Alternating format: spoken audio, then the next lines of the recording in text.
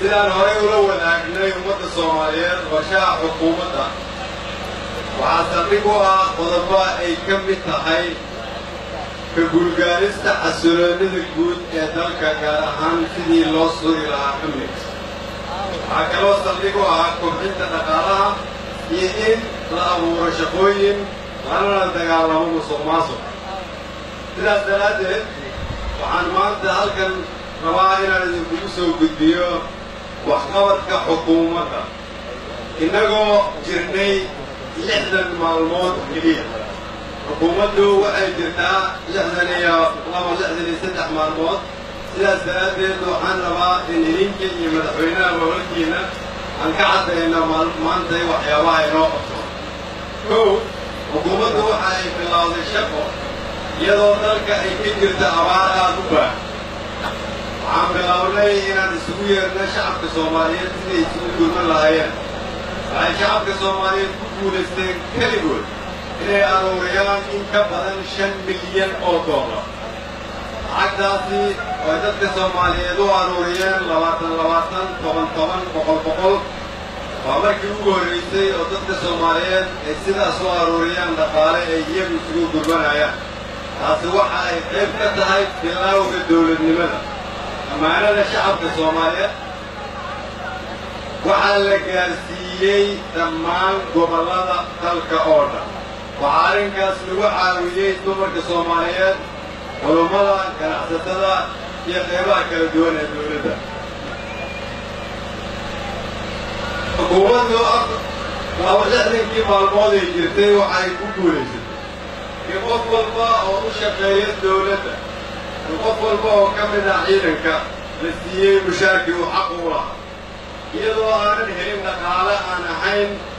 kanay inta badan bixiyaan shacabka Soomaaliyeed waxaa lagu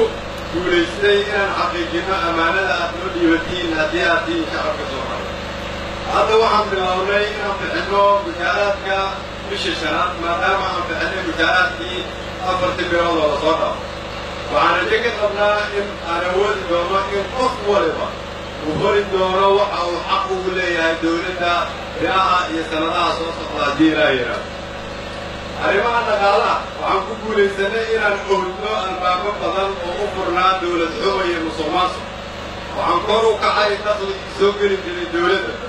waxaan dib u habayn lagu sameeyey qaabka loo maareeyo bixitaanka kharashaadka dowladda oo dhan waxaan bilownay inaan ka shaqayno sidii la isugu keeni lahaa khubro nagala shaqaysa kobcinta dhaqaalaha dalka oo dhan waxaan bilownay habraha lagu nidaaminayo canshuuraha dalka iyadoo lala kaashanayo dowlad goboleedyada waxaan bilownay jidkii Soomaaliya looga dayn lahaa deynta lagu leeyahay oo dhan 5.5 milyan oo doolar haddii aan dadaalno waxaan ilaahay hadduu yidhaahdo arrinkaasi ku dadaali doonaa in sanad iyo bar gudahood aan ku soo afjarno deynta lagu leeyahay dalka Soomaaliya haddii aan ku guulaysanno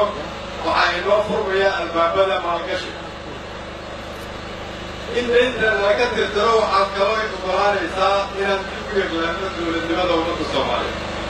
waxaan dowladahan saaxiibka la nahay bilownay inaan kala hadalno sidii aan badeecada Soomaaliya suuq ugu heli lahayn si uu u kobco ganacsiga dalkeenna dhaqaalaha ganacsataduna uu kor arrimaha amniga sida aad ogtihiin hadafka amnigu wuxuu ku salaysan yahay gaaritaanka amni buuxa oo ku baahsan dalka oo idin bad iyo beri miyi iyo magaalo kaasoo sugayana xuquuqda iyo xorriyadda muwaadiniinta Soomaaliya amnigu waa udubdhaxaadka nolosha waxaan bilownay dargargelinta sugidda amniga magaalada Muqdisho iyo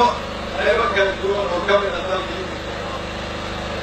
waxaan bilownay xakamaynta hubka macnaheedu waxay tahay in la fuliyo qaraarkii ka soo baxay golaha wasiirada kaasoo ahaa inaan hub waaweyn lagu wada karin magaalada Muqdisho taasoo aan si fiican u fulin xakamaynta hubka waxaa kaloo ka mid ah inaan la wada karin hub sharci darra ah in la wadan karo hubka ee xukuumadda iyo dowladdu astaamaysay keliya iyo in hubka gacanta ugu jira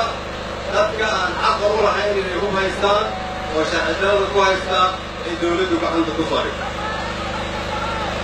وعن قادرين جدوية بدن وشعب كله بعدين وعن وحن حلنا بدن وشاهدنا كويسة جدوية شعب الصوماليات لو قادين جري العقد القراع أريما كلو حكومته مقصومة وعاقمنا وعن نمسلني دولمات التوس كأنا مقدشين نيروبي وعن كلام كوري سنين تبلوس عليه دولمات فيها بين وكلام كأن العدل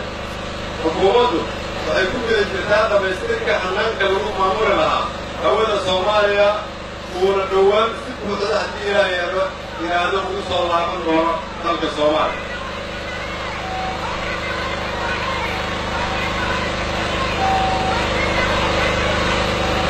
الإمام وزارته والإمام waxay soo bandhigtay qorshaha ay rabto inay hiigsato boqolka maalmood oo ugu horeeya iyo sanadka iyo sanadaha soo socda waxaa la dhamaystiray qorshe guud ah oo ay xukuumadda oo dhani ka qaada waxaa golaha wasiiradu ku heshiiyeen siyaasad guud oo lagu hagayo dalka iyadoo la fulinayo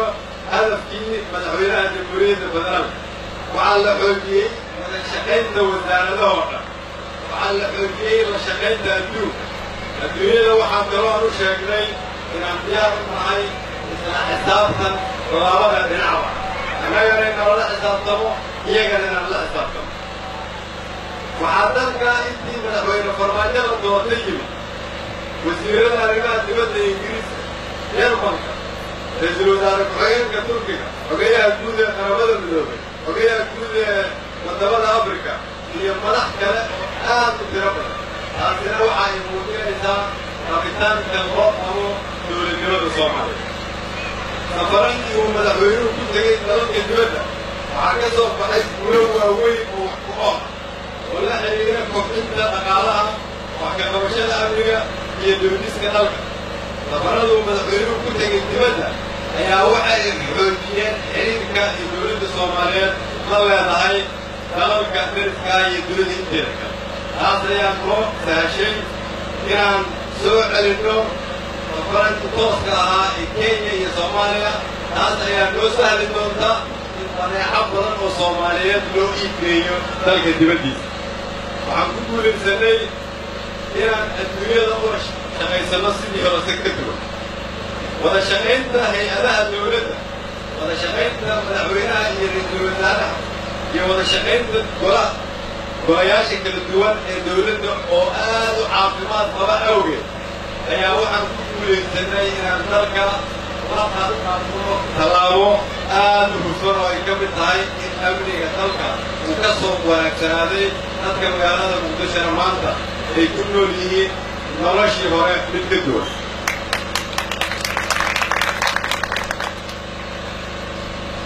ما دام الحكومة تجري لحنا المعلومات كلية إنه قصومينا الربوة وين ولا حرير الأقارة ولا حرير أمريكا ولا حرير الدولة وناك ولا حرير الأطيارة كمصمصة ولا حرير المشاقين الدولة وأي موقطة إفتين آدوا وين وأهدوا للدماء مفن سأشي واحد تايلح بلون معاه إنه قصومي كان عدي دولة شعب كصومالية دي إسكار بستاكن لا بروتكول وحاول الأمر ظاهرا 6 ساعة عدالة وحقوق أنا وحكموا أنه فشيل المكان العالم وقل يا رواتن كسبق والبقى الصومالية وحد يسوري أنا كشف إنه حوجبته وشقيت الدولة الفدرال في دولة البلدين أنا كشف إنه شقيت البرلمان كسبوا عن صحيح شرعية فرد ومهمة ودولة مهمة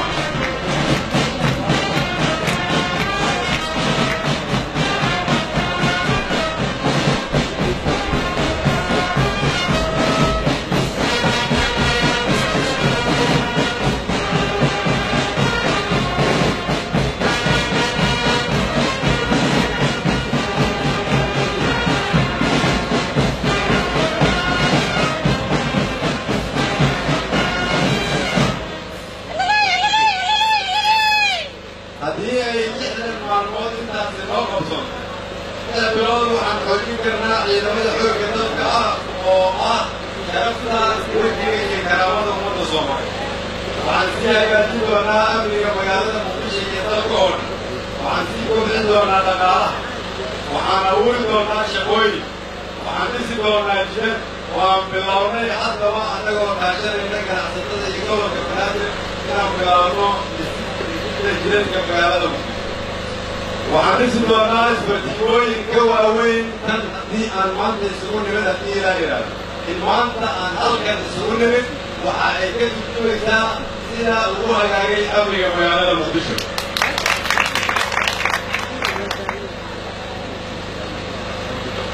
waxaan ka shaqayn doonaa sidii aan dib ugu soo celin lahayn warshadaheen. waxaan ka shaqayn doonaa sidii aan ula wareegi lahayn waxbarashada una samayn lahayn waxbarasho tayaysan. waxaan ka shaqayn doonaa sidii aan u hagaajin lahayn caafimaadka dadka Soomaaliyeed. waxaan ka shaqayn doonaa sidaan ilaashano khayraadkeena gaar ahaan badaheenna haddii sidaas daraaddeed waxaan shacabka Soomaaliyeed ku ammaanayaa sida ay noo garab istaageen muddadii ay jirtay xukuumaddu. waxaan u ballan qaadaynaa inaan diyaar u nahay isla xisaabtan inaan soo hor istaagi doono mar walba si ay noola xisaabtamaan haddii la yidhaahdo. waxaan idin xasuusinayaa shacabka Soomaaliyeed meel walba waad joogtaan in dalkani uu yahay dalka keliya oo aan leenahay. in dal kale aanu lahayn. in dalkani uu yahay ka naga wada dhexeey. inay nagu waajibtaa kulligeen in dalkan aan hagaajisan. sidaas daraaddeed waa inaan isu taagno. waa inaan shakiga ugu bedelnaa isxaadi. waa inaan umadanimadeena xoojinaa sida uu nagu hogaamiyey madaxweyneheena madaxweyne Farmaajo. ugu dambayntii waxaan idiin sheegayaa haddii ay dowladdu hagaagto in macnaheedu ay tahay in qof walba oo Soomaaliyeed ay noloshiidu hagaagi doonto.